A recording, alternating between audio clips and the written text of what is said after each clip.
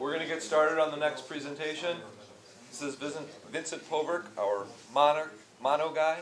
Take it away, Vincent. Yeah, so I am the maintainer for WineMono.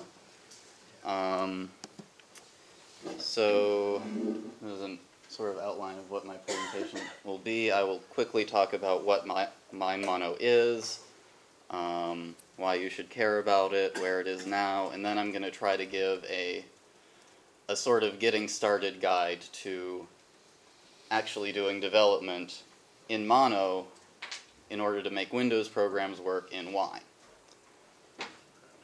So WineMono is a fork of Mono. It's a Win32 build that we run inside of Wine. So we have our MS Core EE DLL that calls into it and actually uses the Mono embedding API. I try very hard to not have a lot of differences from upstream Mono. Usually anything that is good for Wine is good for Mono too. So that's not very difficult.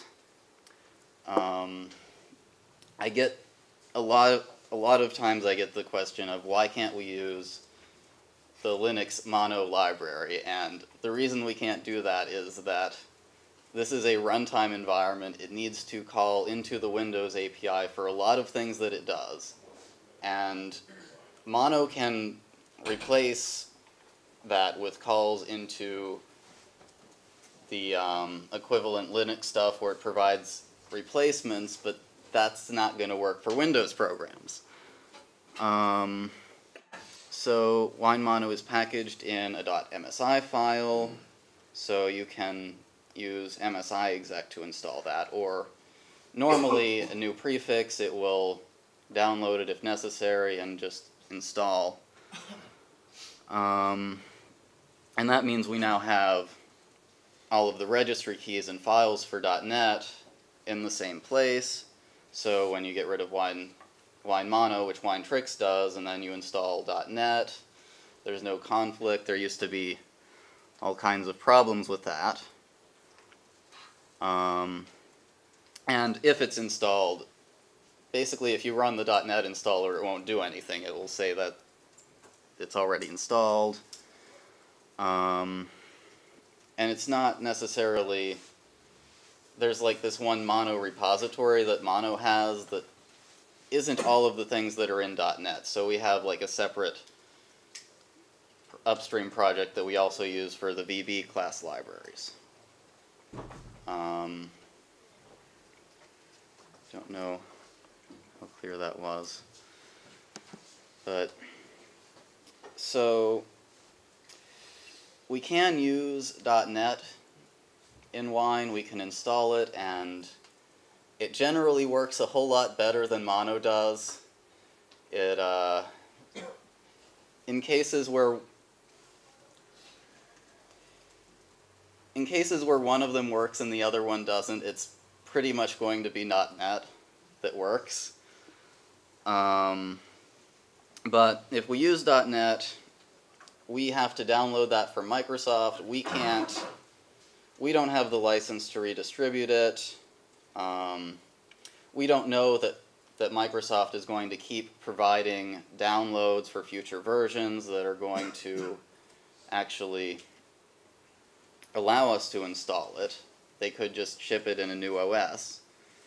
I believe the EULA requires a Windows license.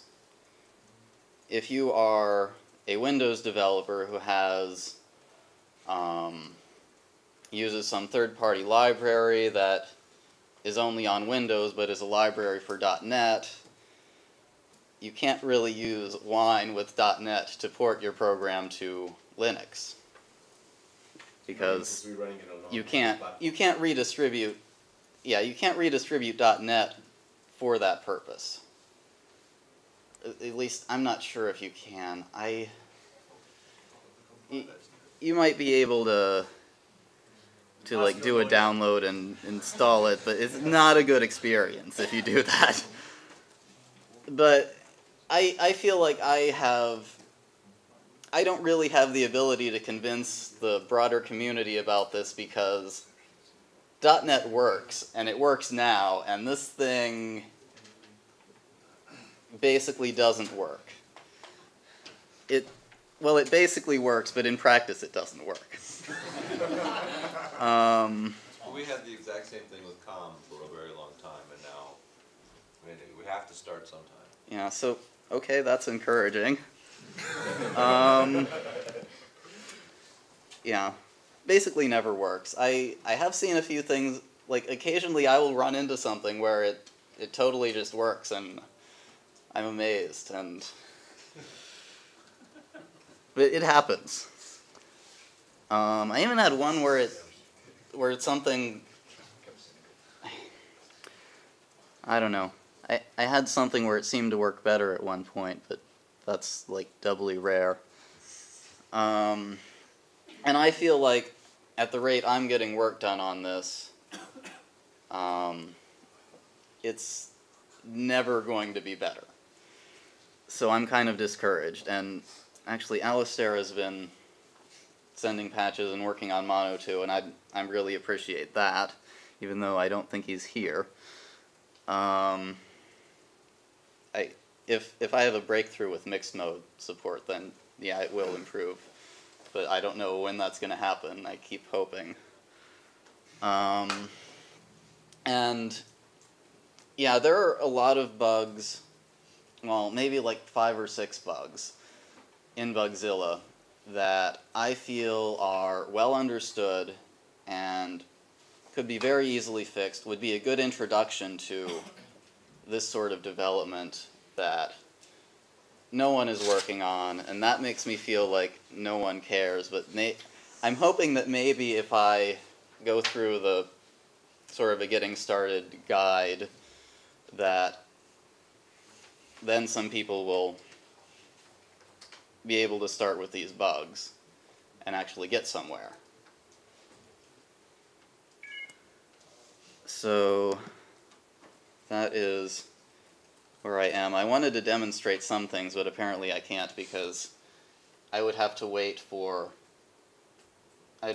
get an actual build of Wine Mono and some sample EXEs that aren't on this machine. But the way it works right now is I have this thing on GitHub, and maybe someday we'll have to move to like a wine organization where we put this stuff, and that URL is actually wrong.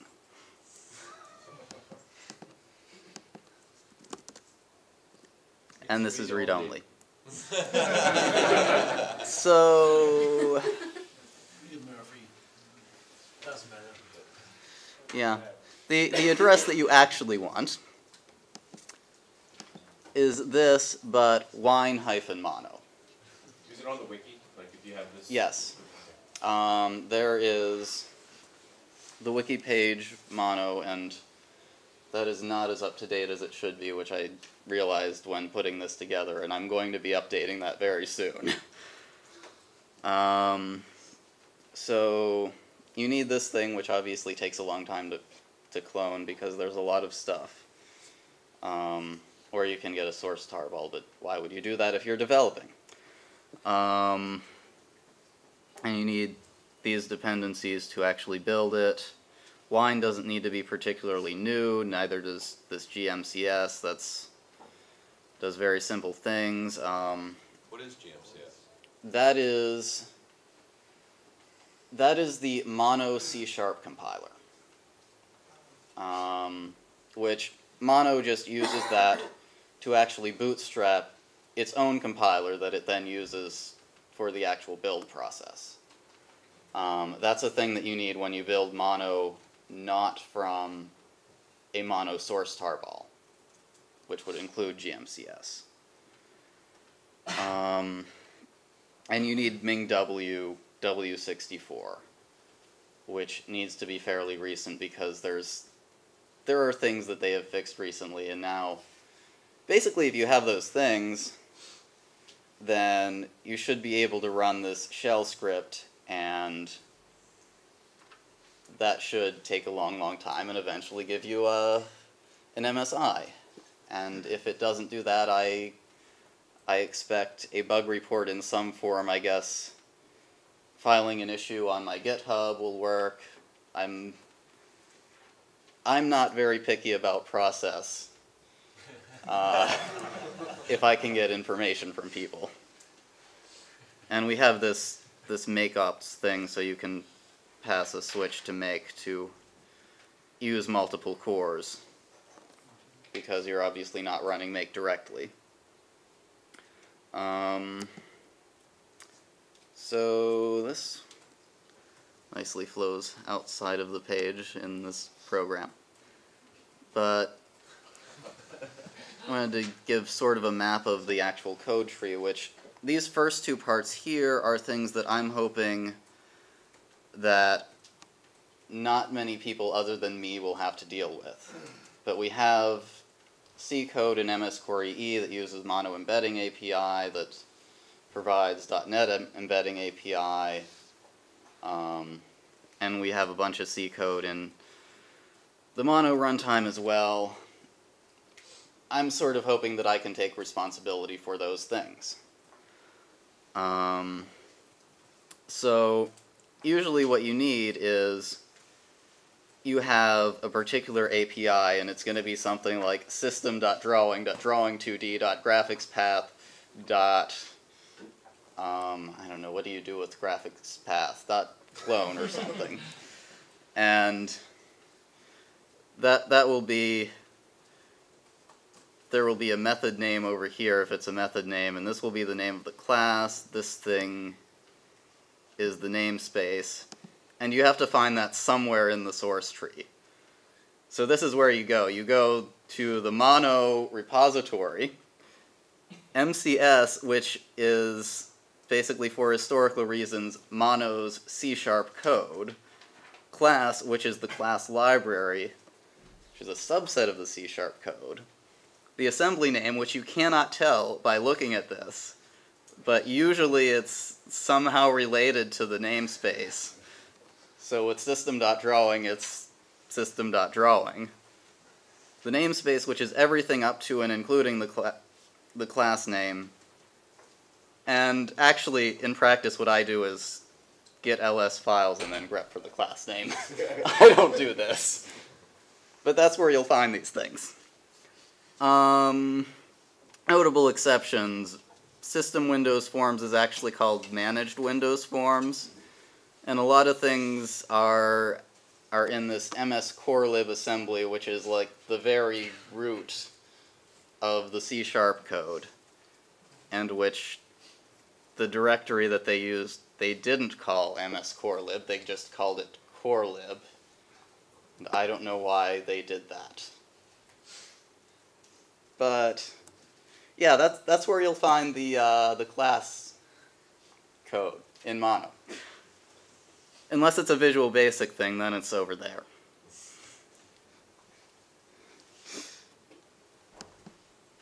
Probably a lot of things are going to overflow now. I bet it's because actually the new version of PowerPoint just kind of scales the text down if it overflows. And I don't think this is doing that. So since a build from scratch takes a long, long time, you can pass this -r switch. Or more accurately, because I'm lazy, you have to pass this -r switch, or we will reconfigure and rebuild everything, and it will take a long, long time. So that's what you do if you just change one thing and want to rebuild. And then you can install the Wine Mono, except that MSI, if the version number does not increase, will not actually overwrite an install. So you have to uninstall first, and then install this new thing. Or you can just copy things into drive C, and it'll all work fine. And this image tree is basically that's the directory structure that goes there. So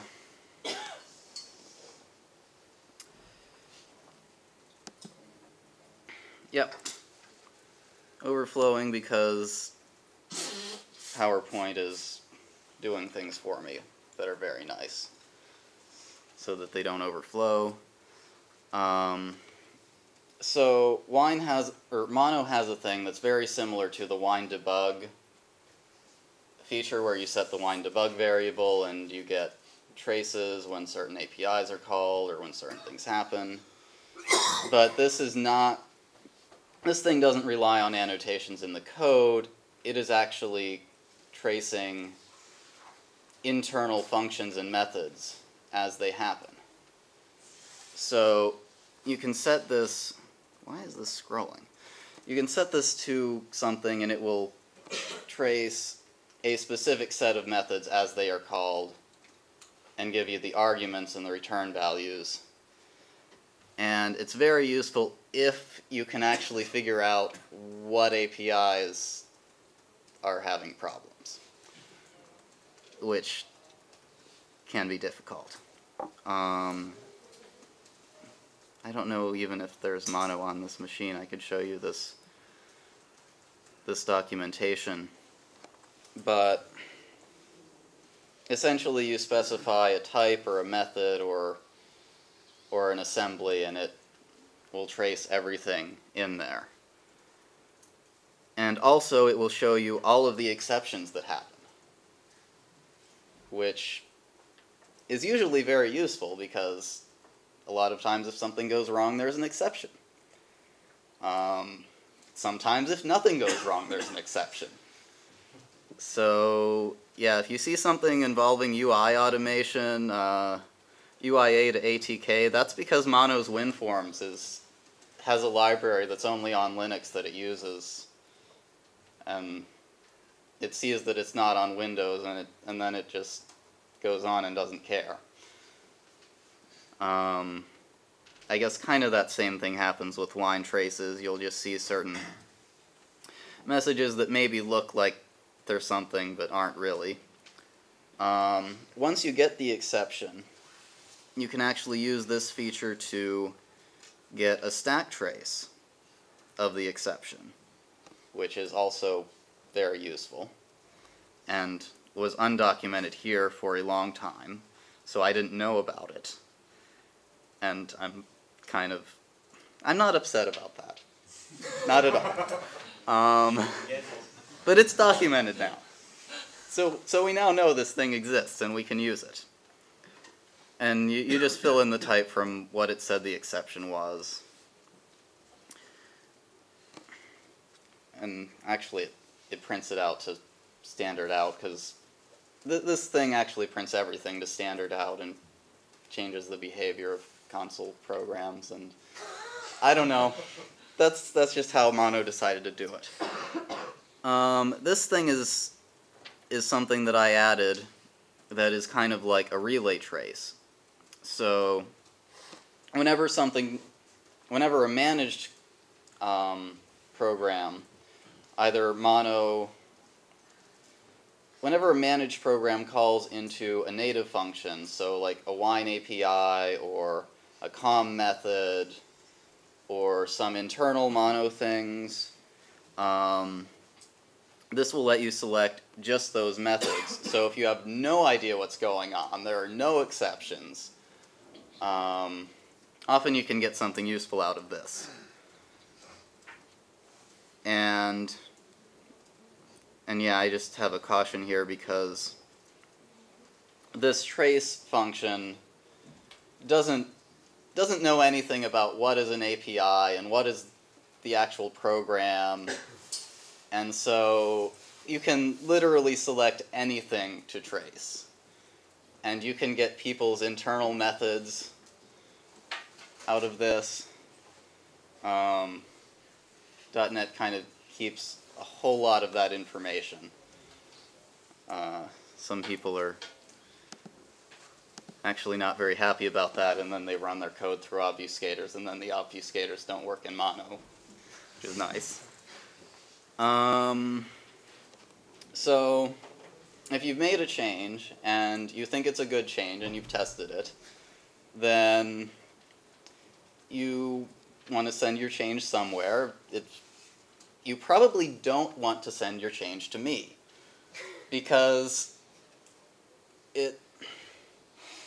most of the changes that you make are going to be useful for mono, and most of the time the mono people are going to know better than me whether it's a good change and what it's doing. And so I would encourage everyone to bypass me whenever possible and go to... I was going to say, how responsive have the mono guys been to your pull requests?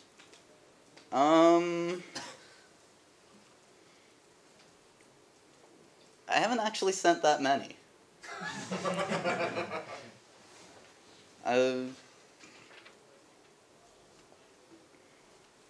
I don't know, I kind of spend a lot more time debugging than actually making useful changes, which is not encouraging, but... But have they, I mean... They have applied things that I've sent them. Okay. They're not They check opposed. this. Okay. So... They like pull requests. Anytime I sent them a patch any other way, they always said, send a pull request. And I'm not going to explain how to send pull requests because GitHub has documentation on that. And it's probably not worth the time. Basically, using the GitHub web interface, you make your own repository on GitHub that's a mono repository. And you have that as a remote, and you push your change to that. And then you use the web interface to basically create a bug that is, please bring in this change on their project. And if you make a pull request for my projects, I will look at those too.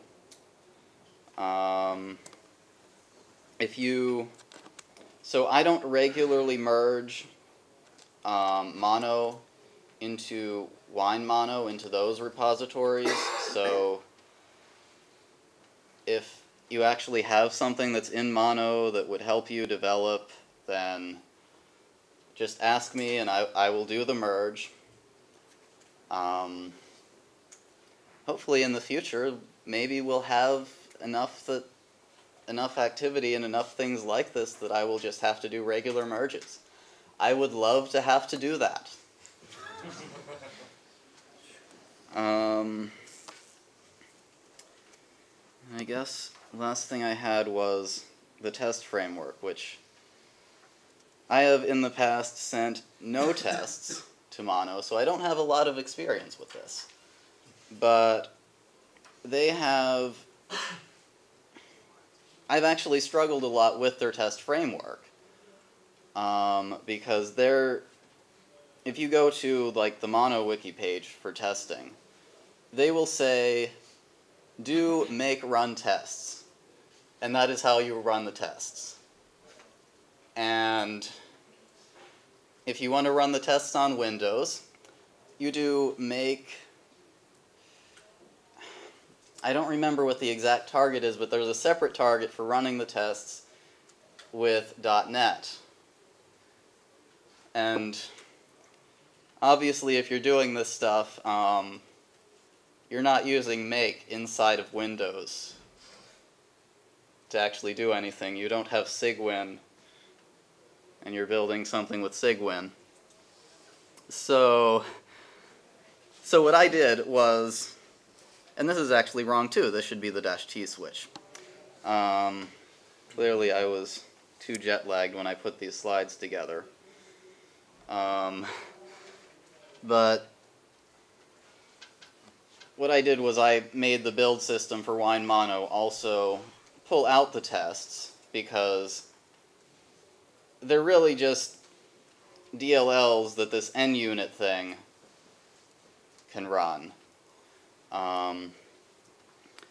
So it just makes a directory that has this NUnit console.exe in it. It has a bunch of DLLs named things like system.drawing tests, 20.dll, and you can then run NUnit console system.drawing whatever DLL, and you can run that with Mono, you can run that with Wine, with .NET installed. If you want to test with .NET, you can run it in Wine with Mono installed. You can copy it over to Windows and run it there. So I find that useful. I haven't seen anyone in the Mono project pick up on it.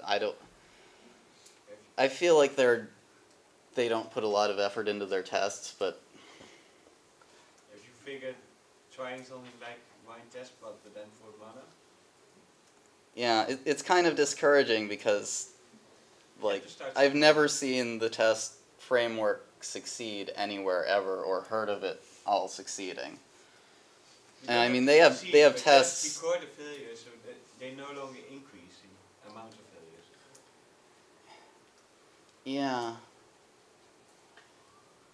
And what happens when you try running the test framework? So it's never succeeded anywhere, right? So Well, if you there are particular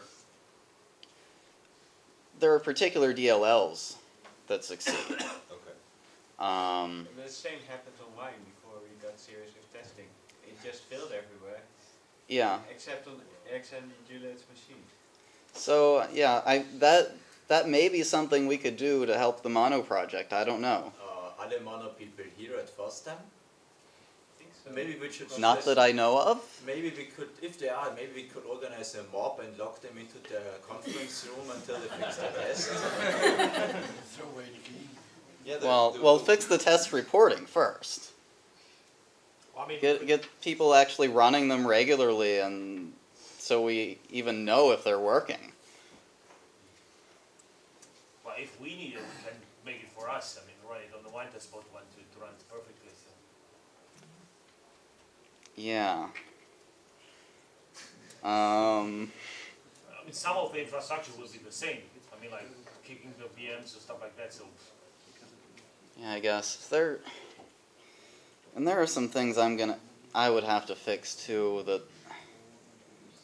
a lot of times, I don't know why this is, but this NUnit console has a tendency to actually, and it's not something to do with NUnit. It's the individual tests. Somehow they prevent the process from actually exiting when the tests finish, which is going to be a problem for any automation. But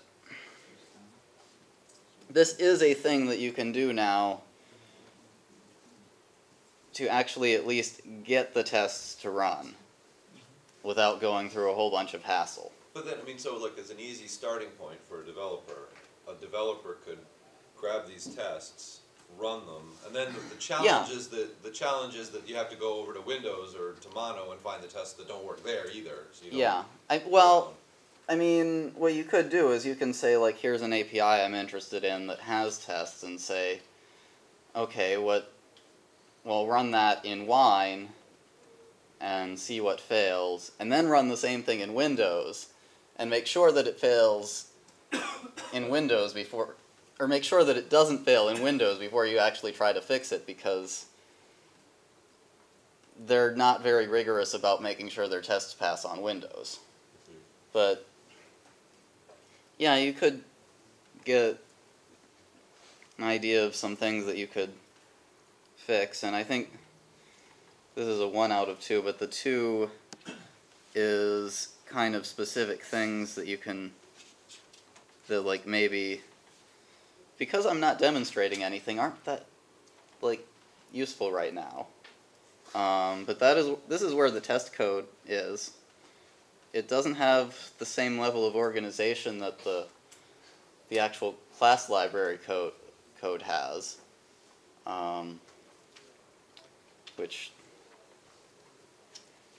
maybe wasn't that great to begin with, but you can probably find what you need in there if you have a specific sort of area that you want to add a test to.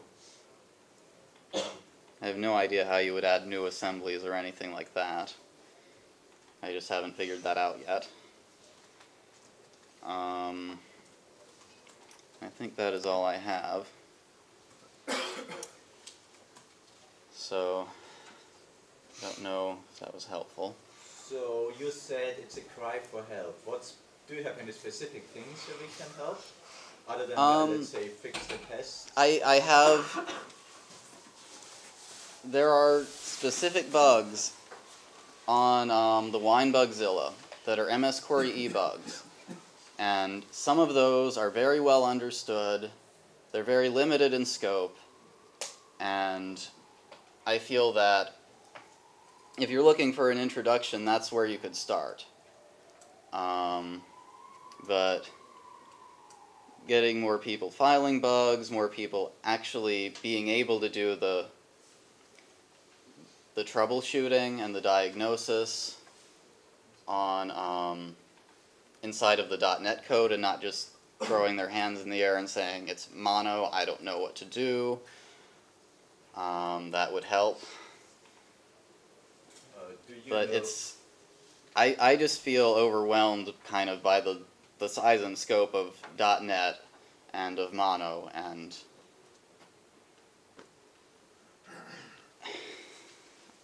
I just feel like I need more people attacking the problem if we're going to get anywhere. Do you know what the status of managed DirectX is in Mono? I think that actually works. It works. Well, I think I ran managed DirectX SDK sample with native.NET a long time ago. I never tried with Mono. I think that is something that actually with WineMono and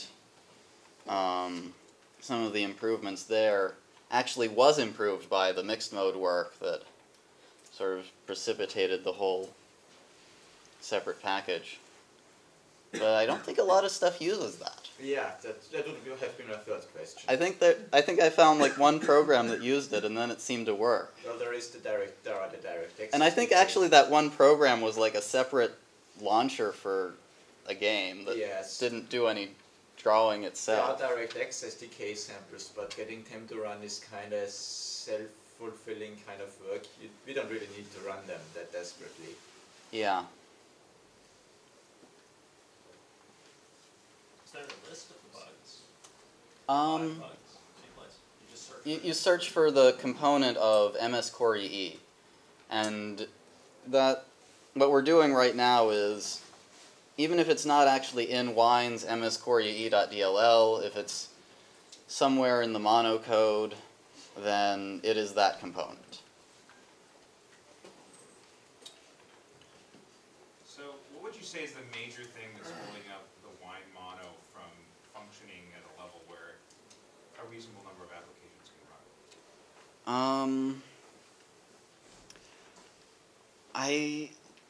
I don't think that there's one thing that is actually Just a lot holding up a majority of applications. I know WPF is big. Mono doesn't have an implementation of WPF, and a lot of programs use that. XNA as well, but that's the mixed mode thing that I'm hoping to support someday, and not really anything I feel like people can help me with. And there's otherwise it seems to be just a few applications have this specific problem. Actually, the web browser also is a big one. There's some things in the Visual Basic class libraries.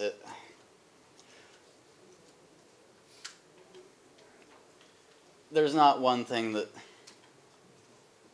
Oh, there are a lot of things that will make, I think, a substantial improvement if they get fixed, but there's not just one thing. Well, I really hate loading .NET, so I think that the work you're doing is very valuable. Thank you. Yeah. So it's not an entirely thankless job. See, you got one thanks. Has there been an uptick with the change to include Wine Mono? are we getting now more active reports, problem reports, or does everyone just automatically switch to .NET? We are getting more reports. Okay. It's kind of like, I think it's something like 3 times the reports we were getting before. Okay. And we were getting very few reports before, so it's not a lot, but it's enough that I feel like we could use more development effort around actually working on those. Okay. It seems to be the same small set of bugs that people keep bumping into. So I was wondering if we could, try some divide and conquer strategy here. Come up with an override mechanism so that we can mix and match native and built-in assemblies like we do with UIs right now. For example, if you're talking about WPF, it's included in the large .NET installer as a sub-MSI installer. And it actually installs, I think, the Yeah. right now. Wait, so there's a separate WPF installer? I don't know. It's just an example. It's kind of a shaky thing because libraries that come from Microsoft can have a tendency to rely on implementation details in the class libraries.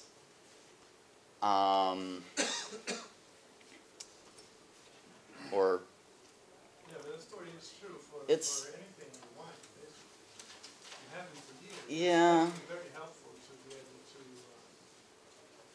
at least fight our problem by substituting.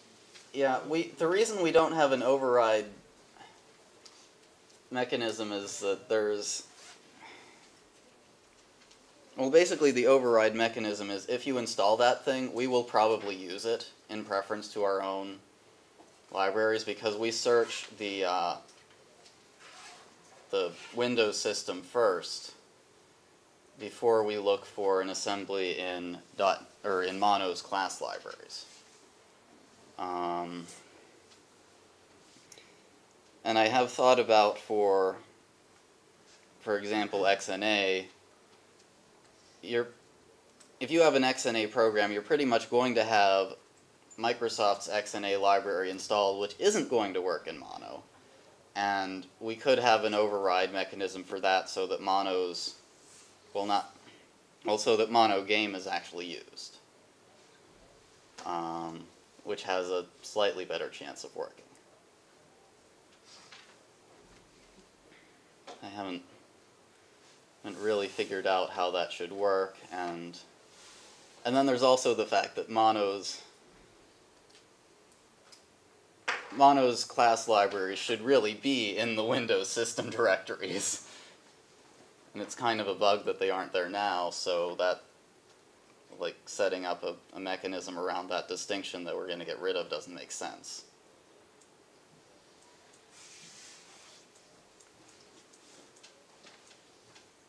Is there any, I mean, I'm just trying to think,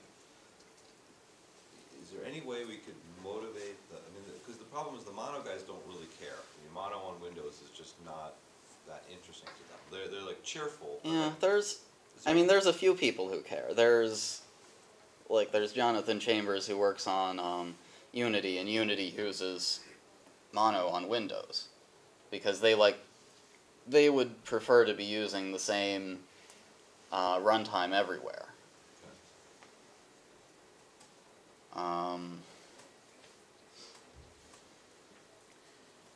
See, I feel like when I went to Monospace, like all of the focus is around database and web and mobile and things that are not really relevant.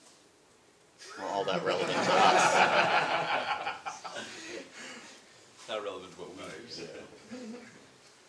Right. So it's not just right. It's not just Windows. It's desktop. Yeah. Well, I'm not sure if I'm representative here, but suppose I have nothing else to do.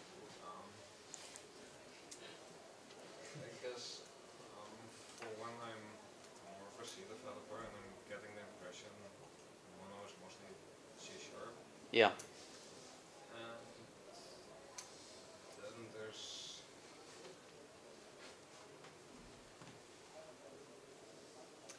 It's like C, only with, you know, classes and okay. type safety.